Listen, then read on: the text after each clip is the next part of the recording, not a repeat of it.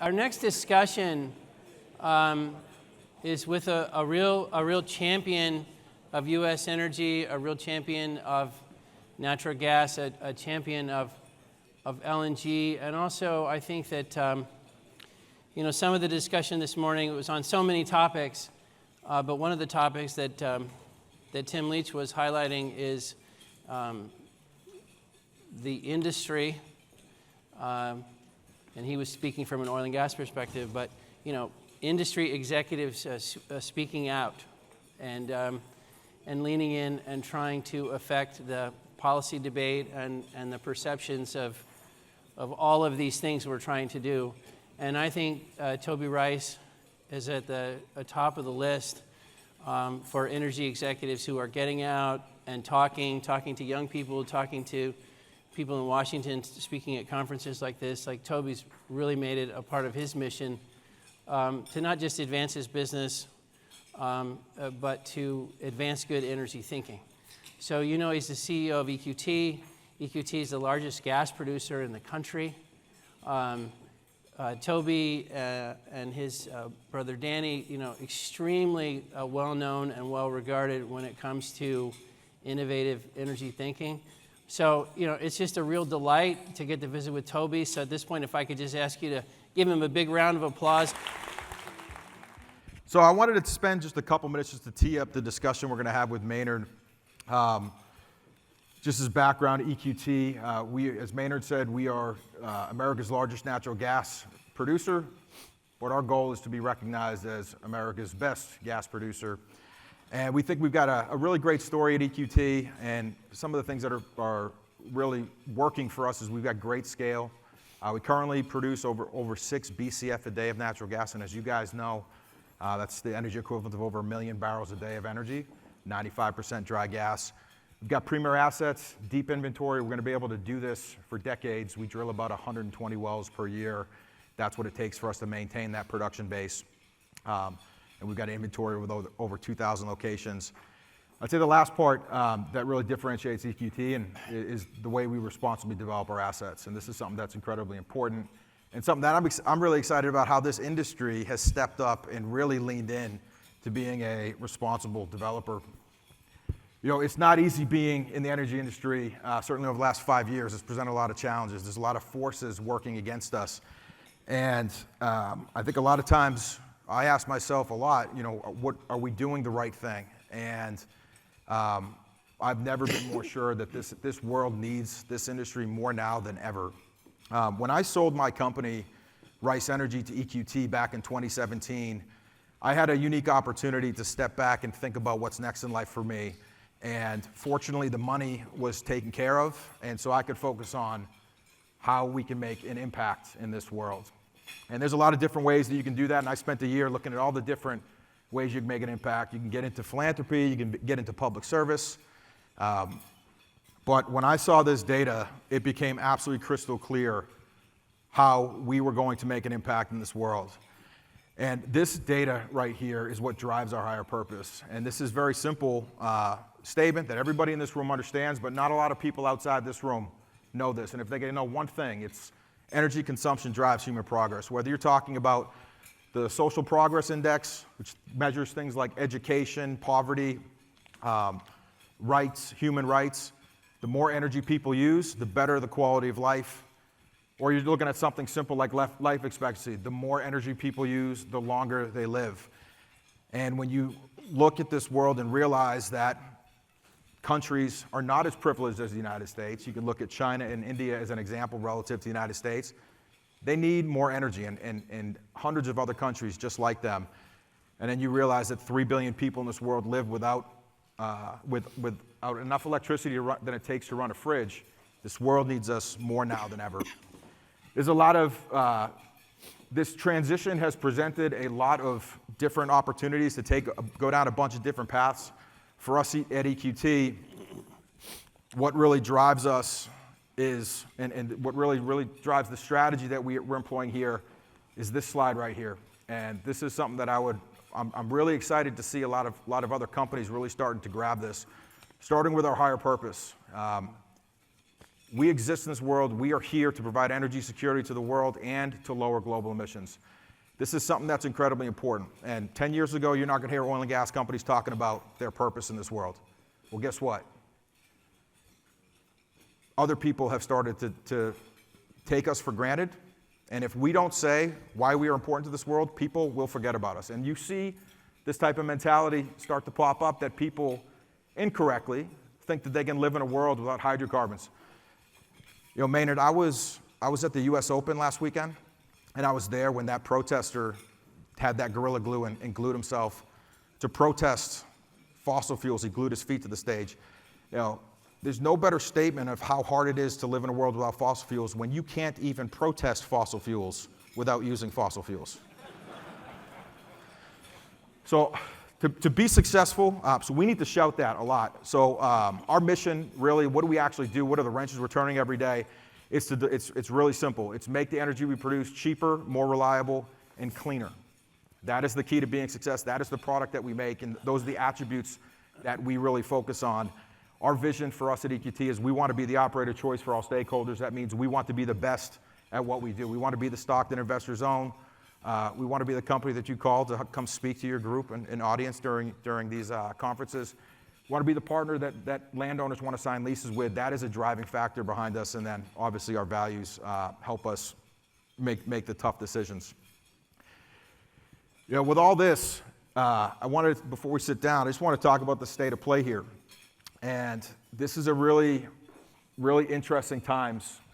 And I actually had to use this slide a couple months ago when, with some lawmakers that were considering whether or not they should support the Fiscal Responsibility Act.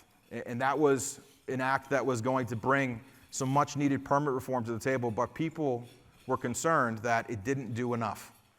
And the win wasn't big enough. And I stepped back and said, hey guys, we need to get any wins we can right now, because here's the state of play. Since 2014 to 2021, investments are down 50% across our industry. Infrastructure, pretty much almost every pipeline is getting blocked, canceled, or opposed. See those blue bars in the middle are showing the pipelines are getting canceled. And the last thing is, well, and what's the advocacy front? Are things going to turn around? Well, the oil and gas industry, we spend about $400 million a year lobbying for our interests. Anti-fossil fuel groups have over $1.5 billion. Now, this is a tough situation, and this may look bad, but just like my appearance may look bad, but I actually feel really great about what this industry can do, because we actually are going to be the answer to people's concerns over climate. We have some of the biggest decarbonizing opportunities that are right in front of us. Number one is our natural gas to replace, in the form of LNG, to replace the biggest source of emissions on the planet, which is foreign coal. The amount of natural gas that we can increase and put on the water to replace foreign coal is about 60 BCF a day is what we think we can do. That would require a 50 BCF a day increase in production, which would be a 50% increase in natural gas production. We have the resource to do this. That works at a $4 gas price, thanks to the shale revolution. That's our potential. And if we quadruple our LNG exports and put that energy on the world stage, it will have the environmental impact equivalent to electrifying every vehicle in the country, putting solar panels on every house in America, and also doubling U.S. wind capacity combined. It's massive. We also have another decarbonizing opportunity that is really going to start coming to the front. And as we transition the world from coal to natural gas, we can be working domestically to transition natural gas into a zero-carbon electricity source. And carbon capture is going to be the key to make that happen, and that's the second major decarbonizing resource we have in this country, is the massive sink potential we have. And I'm not talking about the geology that we need to explore and find these new storage prospects. I'm talking about the past 150 years of oil and gas production in this country has created space for the next 100 years of zero carbon energy consumption. And so that's a really amazing opportunity that with carbon capture, we'll be able to take advantage of that opportunity and give the world what they want. Access to cheap, affordable, reliable electricity in abundance by by replacing coal and also giving people the ultimate, which is cheap, reliable, zero carbon electricity. It's going to take a lot of work. There's going to be a lot of steps that we need to jump through, but we're really excited about having this conversation and leading with this industry going forward. So Toby, maybe one place to kick off, this came up a little bit in Dan Broulette's comments, which is, what people consider good fuels is not the same by region, and what is a quote good fuel in the U.S. could be different in Europe, et cetera. Natural gas, when is the world going to stop fighting about natural gas and say, okay, yep, that is an awesome fuel. Let's stop calling it bridge. Let's stop calling it, it's a fossil fuel and therefore it's bad. Like what do you notice about attitudes around natural gas and how the discussion is going? Well, Maynard, I think it's already happening. And a good example to look at, we've done over 80 meetings in DC. Last year was when we put out our game plan for Unleash US LNG at CERAWeek. That was probably the most aggressive schedule I've ever run, talking to a lot of people. And people always ask, is this making a difference? Well, Secretary Granholm is writing letters to the FERC saying that she supports Mountain Valley Pipeline. And while that's exciting, the thing that gets me most excited, because it gets to the root of your question, is when she finished that letter to FERC, she said, we need to make our energy affordable, reliable, and clean.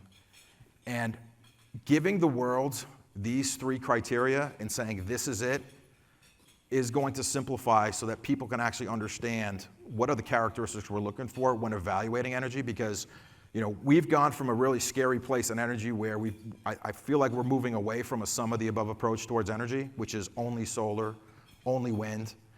People are recognizing that they don't have the solution. So we're back to more of an all of the above approach to energy, and that's where ideas like Unleash US LNG sit. That's where American energy thrives. But listen, we are on the brink of another energy crisis right now. We have no flex in our energy ecosystem.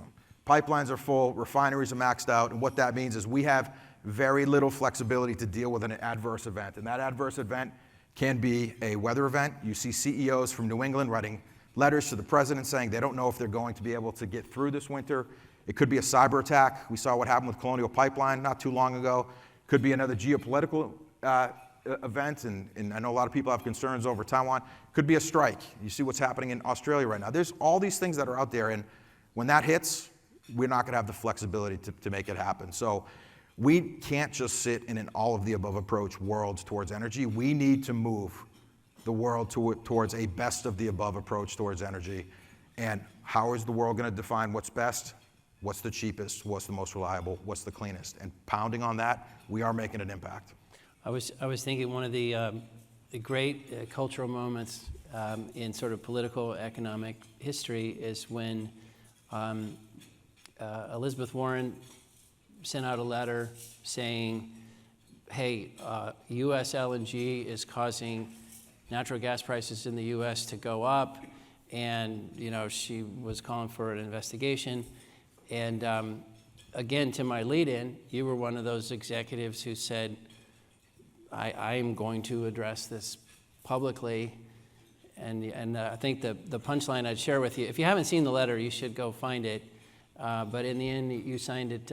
By the way, my mother lives in Boston and uses fuel oil.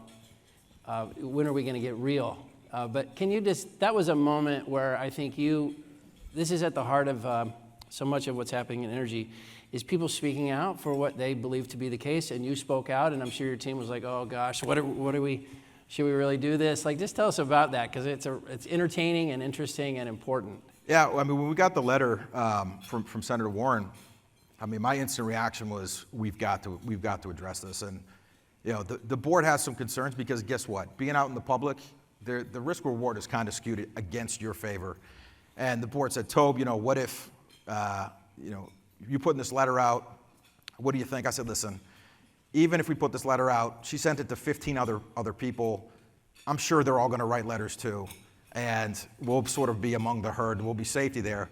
And then I think we were the only one that sent out a letter. Maybe one other person did. But one of the arguments was we need LNG exports is causing gas prices to rise. Well, what's really remarkable is in Massachusetts, if LNG exports in the United States get stopped, gas prices in New England are going to go through the roof. Why? Because gas prices in New England are more correlated to international pricing than they are to the pricing, to the U.S. pricing. Why? Because they don't have pipeline infrastructure. That's an example, and there's many more, where people are getting this backwards. And the LNG example is one, and also the environmental pushback against our industry. You know, we are saying that these pipelines and LNG facilities is what it takes to bring the biggest green initiative on the planet and make it a reality. But we've got environmentalists that are blocking pipelines because of their concerns for the environment. They need to be supporting pipelines because of their concerns for the environment. So you can understand the challenge that we have, but it makes sense. And the only thing I would say is when we are out there talking, I've realized that getting aggressive and with tone really rewards a lot, and that's where you get the most feedback. We've always tried to take the tack on a scale of 0 to 10. We need to match 10 being Democrat, 0 being Republican. We always try and match the politics with the politics of our product, of the customers that use our product. And guess what? There's no right and left in this thing. So we try and stay on a 5 in the middle, and I think that's where we're going to be best positioned to motivate and influence the other people in America that are in the middle. And guess what? That's the majority. Could we pull Toby's map back up that was towards the end of the slides with the U.S. and all the cargoes going around the planet? I think the people who wonder about LNG as the huge answer that it could be, they wonder about U.S. supply, and they wonder what happens to U.S. prices if you're that connected with the world.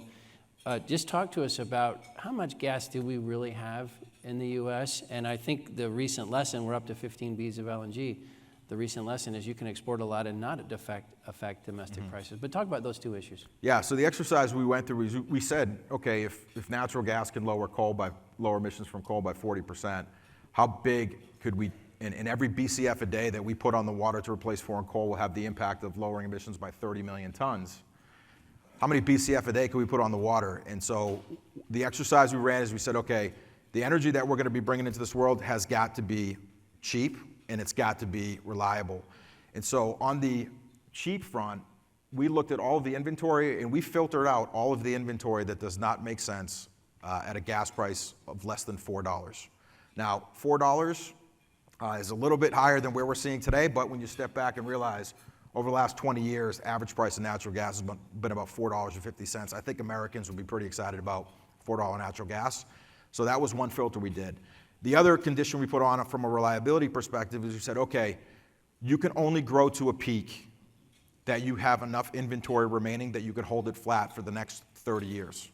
And when you put those conditions together, the number translated to an incremental production of 50 BCF a day. Put that on top of the 15 that we're doing right now, and you get to the 60. So the other topic that comes up, and you've been quite committed to doing this at EQT, but the other topic that comes up is methane. And talk to us about our ability to solve that problem, our ability to make natural gas as low impact as possible. Before you get to carbon capture, just doing the basics, what's your perspective? Yeah, and let me just touch on what's going to happen to American pricing in the United States. Okay. Before we get to that. I mean, think about what we're doing. When you exports means surplus, and surplus means lower volatility, lower prices. And so when we're talking about this amount of surplus, we're talking about putting 50% surplus energy flowing through the pipelines that's going to be on demand, ready if we have a storm and need it. Right now, for us to respond to high prices, you guys know, by the time you push the button on your office to add more rigs, that supply is not showing up for maybe 9 to 15, maybe 18 months. Guess what? That's not very responsive. But in an Unleash US LNG scenario where that gas is already flowing through pipelines, we can respond in 18 hours. So we're going to be able to address volatility, and that's going to bring much more certainty to the system, and I think that's going to bring a lot of peace of mind to Americans, and they're really gonna enjoy that. Methane emissions, why it's important. Methane emissions are the biggest environmental concern facing our industry today. We have got to treat this with the importance that it deserves. We are going to knock methane emissions out of the park. I'm absolutely convinced of this. Why do I say that? Because we know, for natural gas specifically, we know where these emissions are coming from. They come from one piece of equipment called a pneumatic device. We use that to move fluids around our locations. We have equipment that we can replace that with, and we can do it quickly and we can do it cost effectively. I have a slide here. If you go down a couple slides, that actually, just one slide. Yeah, that one's fine. Our pneumatic device program at EQT, we replaced over 9,000 devices, and that was basically cleaned up our entire operational footprint. So the largest producer in America, with over 2,500 locations, we were able to replace every single device. We did it in 18 months. We can do it quick. And the cost to do it was about $28 million. And for perspective, to make that number relevant, we did this at a cost of about $6 per ton to abate. Now, if you know anything about carbon, $6 per ton is an amazingly effective opportunity. So we can do it quick, we can do it cost effectively, and we put a white paper on our website so that others can go through the process. Because I will say, when we started this, the first numbers we looked at was going to be $130 million. And we were able to engineer down to that $30 million number and get the cost down to effective. So why do we need to do this? Because we cannot let the conversation be focused on the emissions associated with making our product, okay? We need the conversation to be focused on what are the emissions when people use our product. And as an example at EQT, you see on this chart here, EQT's carbon footprint is going to be about 430,000 tons. That's the carbon footprint it's going to take for us to run our rigs, frack our wells, complete our wells, take care of them, all in. 430,000 tons, that's our carbon footprint. Some people might say, Toby, I don't want that. Let's get rid of it. Well, that amount of operations that we do with that 430,000 ton carbon footprint produces an amount of product, 2 TCF annually. And that amount of product, when put on the world stage to replace coal, has an emissions reduction benefit of over 150 million tons. So a 400,000 ton cost for 150 million ton benefit. It's the greatest deal in climate. So how are we going to reinforce this? One, we're going to address methane organically. The other thing we're doing is we're going to be net zero.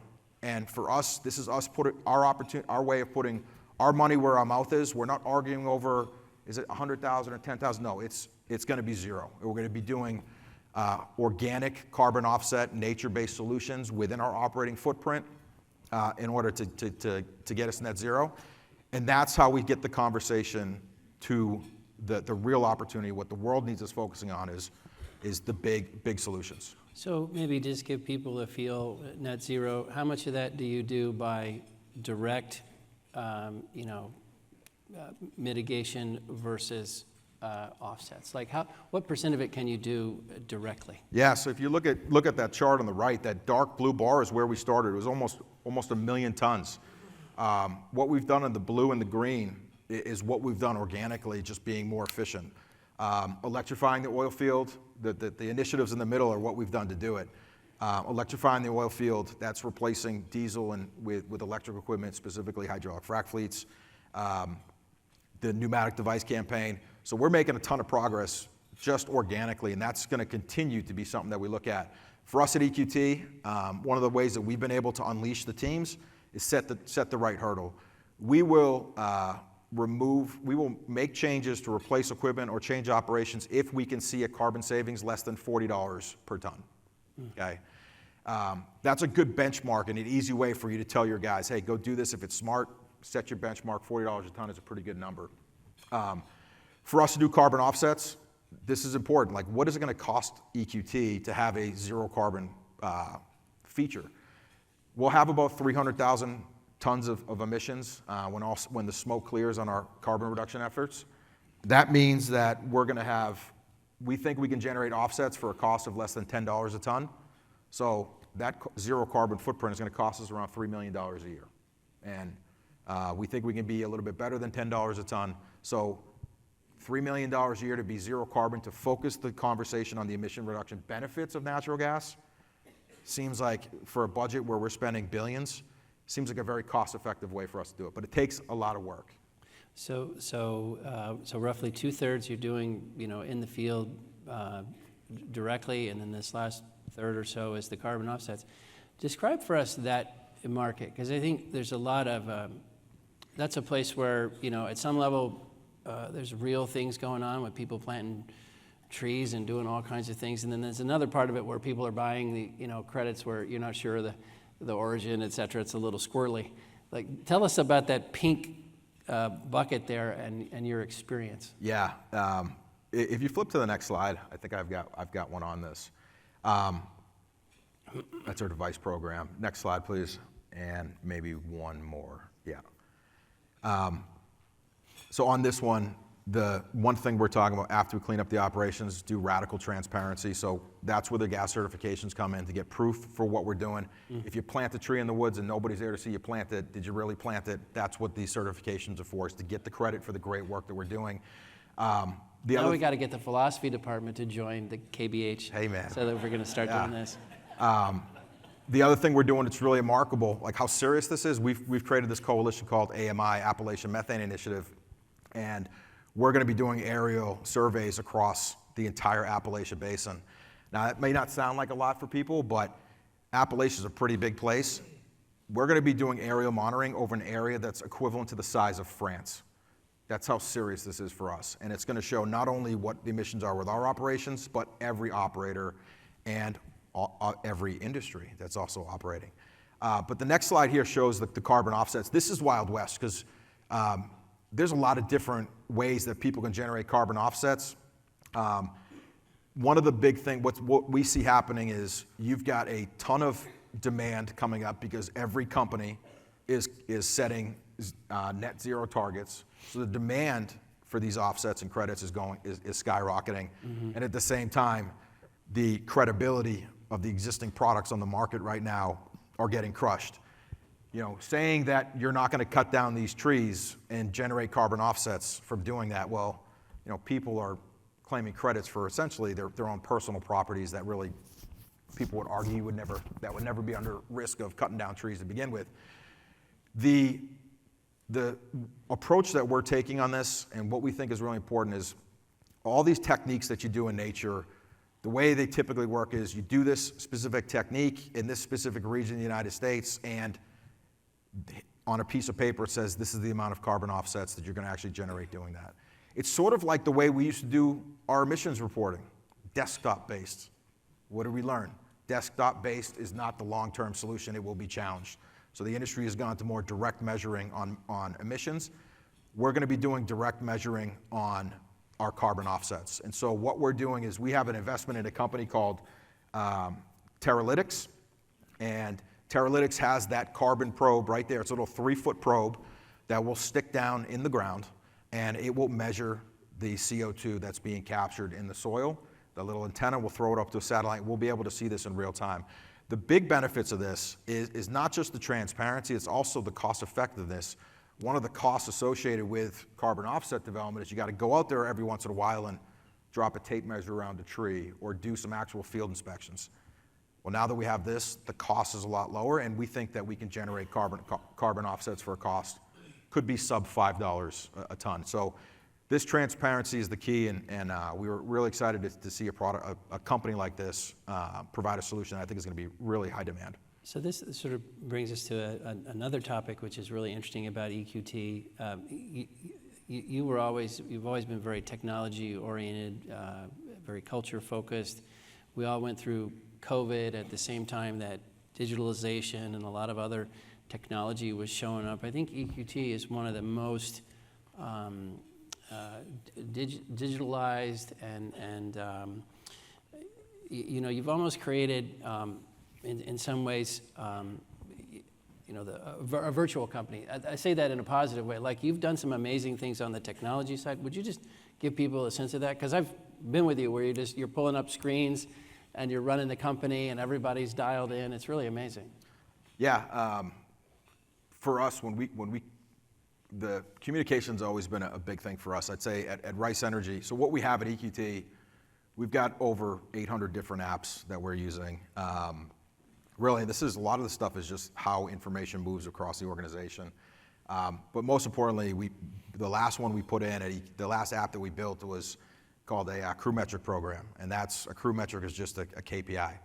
We have over 3,300 of these now, and there's ownership for every individual person in the company has their set of crew metrics, and now we're taking snapshots and we're seeing everything in the organization in real time. So it's the reason I call that one out is because technology isn't worth anything. It's got to be focused on performance, and that's really the start of our technology is performance. And that really leads us to now bringing a culture of winning. And turning around EQT was a big challenge, but one of the ways we drove engagement at EQT, it's winning, and nothing builds culture like winning. So giving everybody a clear shot on that was good. But why this is important, at Rice Energy, we outperformed our peers by 90% during our time as a public company. We had a differentiated approach of creating value. And when I think about that, one of the things that was special about EQT about Rice that not a lot of people saw is we were getting better as we were getting bigger. And that's a unique thing. And we had a lot of technology that did that. When he sold Rice, another story when I sold Rice, I was really just walking around in the woods trying to find myself. I went to the Titus Free Museum in Pennsylvania. And in that up there where they drilled the first well in the country, I've always been fascinated by some of the old industrial tycoons back in the day. They had these massive empires, but still found a way to make the product that they produce more valuable to society. And one of those people was Rockefeller. And I've always been fascinated about how he actually did that. And they had a museum there. And one of the exhibits they had there was his exhibit on Rockefeller. And it was a picture of him with an octopus in his hands and everything. And it was talking about the unfair business practices, which were terrible, and nobody should ever do that. But I remember what they said, one thing on that slide that really struck me. Said when they broke up Standard, they found out that they discovered he had one of the most advanced communication systems they'd ever seen. And you say, boom, that's it. Now, I don't know if he was using telegraphs or telegrams or whatever they were doing back then, but how did you build such a big, successful organization that actually continued to create value for your customers? In Rockefeller's situation, it was communications. In EQT's situation, it's communication. And all these apps, they're not cool. They're just ways for us to communicate. And so it's absolutely critical to our performance. And one of the things that we've always put in place as we've grown this business from an apartment in Pittsburgh to now EQT is making sure we never lose sight of the details that we were able to take care of when we were a smaller company. Preserve that as you get bigger. That's the counteract to a lot of companies that I think they get less efficient as they get bigger. And that's one of our things we're always thinking about is how we can preserve that level of efficiency. So one question for you. This came up in the panel with Tim Leach and Dan Brulette, which is young people. We have a number of talented young people in the room. They're thinking about their careers. They're interested in energy. When you're talking to young people today about joining EQT, being a part of your business and your industry broadly, what are your observations on getting more talent into the space? Well, I think we need to attract not just with the dollars and the fact that we've got cool, amazing technologies. Guess what? Every other industry can offer that, dollars and cool technology. What can we do? What can this industry offer that no other industry can offer? Carry the weight of the world on its shoulders. Power modern society. Make the world a better place by putting energy into there, driving human progress, and also, if you care about the climate, lowering global emissions. We are the key to making that happen. So we really focus on, I think a lot of people nowadays, they want to find a sense of purpose, and this has probably been the hardest thing to really get really clear focus on. But identifying our higher purpose is going to be the most attractive tool we have to get the best and brightest minds, because you can be really smart and you can do something and you can work on a paper straw solution, And a paper straw solution, there's a lot of things in energy transition that, guess what? At the end of the day, they make you feel good. They don't do anything to make a difference on the environment. Or you can work in our industry and work on the biggest green initiatives on the planet, the things that will actually scale to make some really amazing progress, actually move the needle. The things that we're talking about with Unleash US LNG and this carbon capture, these things have the ability to offset the entire US carbon footprint, and they can be done sustainably. And that means we're not relying on the government to give us handouts to make it happen. We need the government to give us some permits, but the things that we're talking about will be sustainable in a profitable sense, that it makes sense for us to do these operations, and it'll make sense for the customers that will actually consume them.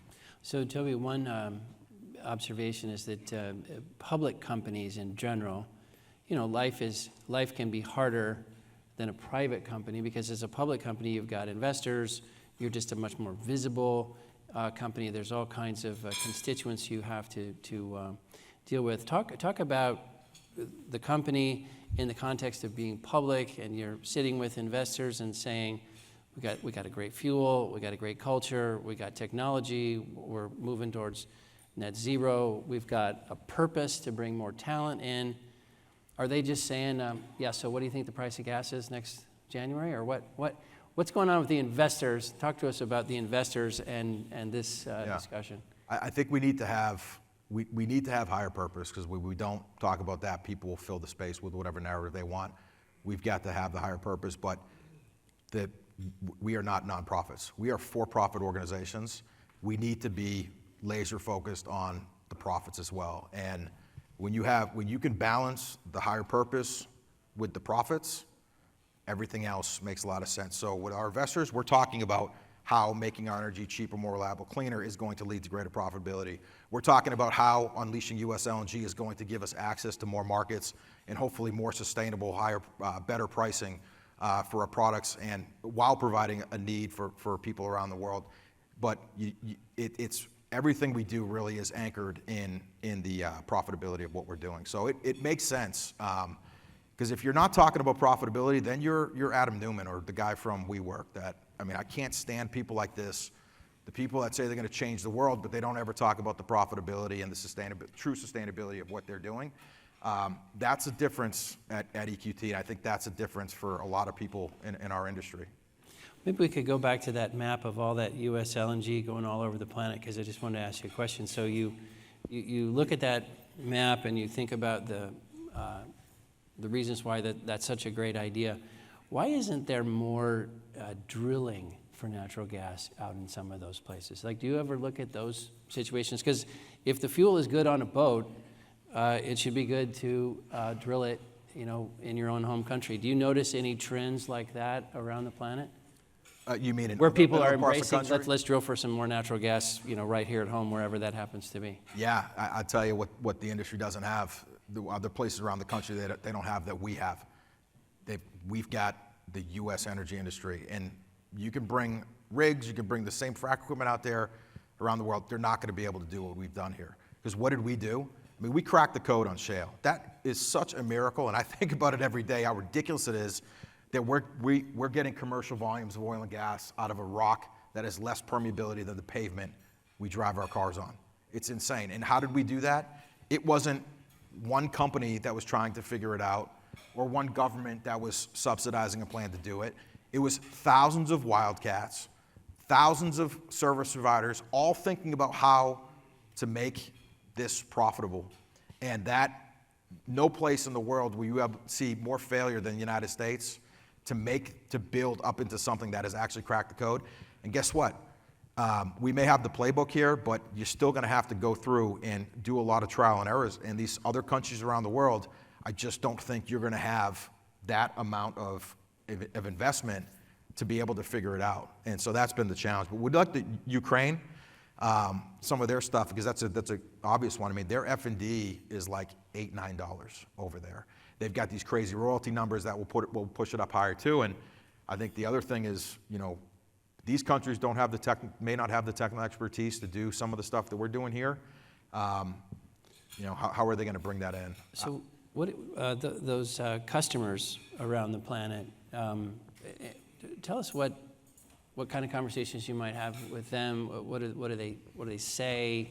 I think the thing you hear is that, for instance, in Europe, they're unwilling to sign super long-term contracts because, they don't want to be, committed, obliged for a long time. But what do you hear from the customers? I know they're not all the same. Yeah, I mean, there's a lot of interest here. I mean, during this time in the EU, for example, they labeled natural gas as green. Another signal that people are differentiating and really starting to rethink their approach to what they've thought about. But here's the deal. We believe that we can put natural gas on the doorstep of Europe for a cost of $12, and that would imply a $4 gas price here in this country. And you got to ask yourself, like, would the world be excited about $12 natural gas? I think so. $12 natural gas is the energy equivalent to $70 oil. You could build some pretty amazing economies on $70 oil. That's a sustainable solution. How big this is, when you don't have your energy security, this is what it cost Europe last year. They were spending almost over $35 for their energy, but stepping back, big picture, Europe spends about $200 billion a year on their energy. Last year, they spent $1 trillion. So we're hearing them complain about how the United States is sucking a lot of the energy transition oxygen over to the United States with IRA. Guess what? If you had your energy security, you could have funded over 2 IRAs. That's how important your energy security is. And this, what we're talking about, is going to give you the energy security. If we said Europe needs, just for simple numbers, needs 10 BCF a day of natural gas to backfill the 10 BCF a day that Russia yanked from them, we think that we can build a facility on the East Coast to deliver 10 BCF a day to Europe, not for a cost of $200 billion or $100 billion.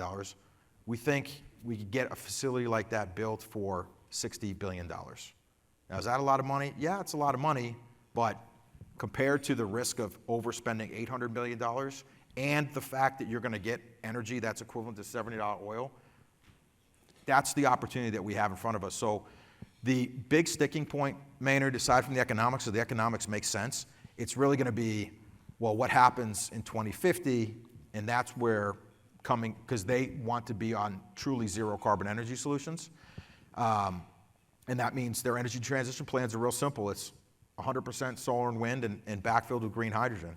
But, to make natural gas a zero carbon energy solution with Net Power, which is the company that Danny's doing now, we can provide LNG, we can provide a technology that will turn that into zero carbon electricity, and there's problem solved. And then the bridge turns into a formal highway because we're delivering the end game, which is the zero carbon electricity. So it makes me sad we only have 5 minutes left, but I was looking at your map, so you referenced it, exporting LNG from the East Coast, right? Like we have some capacity on the East Coast right now. Is it Cove Point? Is that the... Yeah. So could we ever really do that? And talk to us about unlocking some of the infrastructure issues in the Marcellus, because here's the world's biggest gas field. It doesn't make sense to send it to the Gulf Coast and then put it on a boat. Let's do it right there. Like, is this achievable? Yeah, so that 55 BCF a day of production, where that's coming from, about 15 BCF a day of that incremental to what we're doing now is going to be supported with the Haynesville, the Eagle Ford, the Scoop Stack area. We are not even counting the Permian into these numbers. Why? Because people's concerns over the emissions with the Permian, that is going to get corrected. But for right now, just know that Permian volumes would be over and above this. But 35 BCF a day of that is going to be spoken for from the Marcellus, which, think about it, the biggest gas field in the world, the Marcellus, is doing about 35 BCF a day. We're saying we can double it, but we need the infrastructure to make that happen. Where this infrastructure needs to be, it's real simple. It's like, what's the most efficient thing we should do? How about put the infrastructure next to where the production is? But that's going to be the challenge. So Gulf Coast is off to the races. There's a lot of projects down there, which is great to see. I haven't given up hope on East Coast LNG. So I was just thinking, if I was the governor of Pennsylvania and you said to me, hey, I got this plan to double Marcellus production from 35 to 70, and if I pause for a minute on what that could do for my state, like what is it like to talk to some of those regional politicians about your plans and what it could mean for that part of the world? Yeah, I think make sure that we talk about all elements of the benefits here. You know, if we just said 10 BCF a day, just a facility that would replace Europe, people get their heads wrapped around that. I mean, the emissions reduction from that is huge. So put that to the First, side. we're going to save a friend. Yeah? We're saving a friend. I mean, yeah, exactly. That's got to count for something. So, I mean, from the national security, the energy security we're going to bring in this state, that's one thing, the environmental, but the energy security of a fully unleashed U.S. LNG scenario, if you care about low prices and energy security, 60 BCF a day on the world stage is the equivalent of adding 10 million barrels a day of oil. So, you know, when we're talking about as leaders, we're hearing OPEC, you know, cutting production, what should our response be? How about unleashing 10 million barrels a day of energy on the world stage? Give our leaders the ability to leverage that and create the peace, the prosperity, the better world that they'd like to see. And then the last thing is, this is going to require, is going to create over 300,000 high-paying jobs. So whether you care about the environment, whether you care about energy security and lower prices, or you care about jobs, you should care about unleashing U.S. LNG. So one more question. You referenced it when you were talking about, you know, building the pipes, filling the pipes, being able to respond quickly. Is there what's the economics around gas storage, building more gas storage, having it in places like, you know, Massachusetts perhaps? Like, what would you tell us all about storage as a business? And why can't we have more? I would say that the volatility is going to be a dominant theme in natural gas until we get our act together and get more infrastructure built. I would just give you this example. Unleash US LNG could be the tool that allows us to really ramp and back up our ambitious renewables program here. Natural gas has never made sense as a backup solution, because you're not going to spend the money to drill the wells, build the pipelines, and build the natural gas peaking facilities just to have them sit there unutilized. But in an unleashed US LNG scenario, where the LNG has underwritten the cost to drill the wells, to build the pipelines, the only thing we're talking about now is the cost to build the peaker plants, and that's really affordable. And so if we can get this surplus energy flowing through our pipelines, all we need to do is build the peaker plants for emergency scenarios. That's how we really ramp the renewables. And I think sky's the limit at that point, because we're not going to be sacrificing our energy security. We're going to have the industrial capacity that we need, but the missing piece of the puzzle is give us the reason to create that surplus. That reason is the Unleash US LNG. So in the last panel, we were talking a little bit about like the dream grid, you know, how you would have the flavors. When you think about your scenario and also just managing around intermittency of wind and solar, do you have a sense of like, what's kind of the right percent of renewables in a power grid, you know, to take advantage of the low cost but not be overly dependent? Do you have a sense of what that number should be? I'll tell you where you start seeing issues. I mean, we think that you're going to start seeing penetration issues greater than 25%. Mm-hmm. And listen, it's not a problem. You can take your renewables up, but you've got to back up that with reliable and build the reliable grid too. I mean, just look at this last summer. I mean, what's happening in the United States? Natural gas consumption is hitting record highs on peak days. I mean, we had 53 BCF a day of natural gas being used for power burn this summer. Like, if all we're focused on is solar panels and windmills, like, we need to focus on this, because that is the backup. And at the end of the day, the quality of your grid is based on the quality of the reliable grid that you're building. And right now, natural gas is the workhorse that needs to get a little bit more attention. But hopefully what we're doing by framing natural gas and creating a reason for us to create a surplus is going to unlock some really amazing opportunities for us to shore up our grid and also meet some expansion potential of renewables. So as we wrap up, you know, you do spend a lot of time in Washington, D.C. You're an advocate for policy and for your proposals. Do you feel like there's change? Are you excited? What do you notice about the temperament of folks there and embracing what you're talking about? I definitely see change, and I'll put it this way: I'm more excited about the possibility of us reaching our fully unleashed state today than I was a year ago. Unfortunately, I was optimistic that we were going to be able to be proactive and do this in a calm environment. Right now, I mean, natural gas prices where they were, Europe's storage is full, United States storage is full. We're sort of sitting in the eye of the storm, and people need to be reminded, we are in the eye of the storm. Nothing's changed. Our ecosystem is still maxed out. We still don't have flexibility. We still one event away from it happening. I really hope that we can see more on the proactive side, but we are going to have events, and these events are going to be the wake-up calls. Our industry needs to be right there with solutions to address with that event, if for nothing else. But we hope we can push people to continue to take advantage of the opportunity, the calm times. Last question. Are there other gas producers joining in and saying, yeah, what he said, let's do it? Like, what's the feel for the industry coming together around some of this? Yeah, absolutely. We created a coalition called the PAGE Coalition, the Partnership to Address Global Emissions. We've got some really amazing companies in that. We got Williams, we got TC, we've got Coterra is in that. So a lot of people have asked us, Toby, how we can help. PAGE is one of those things that you can join that coalition to help us on the advocacy front.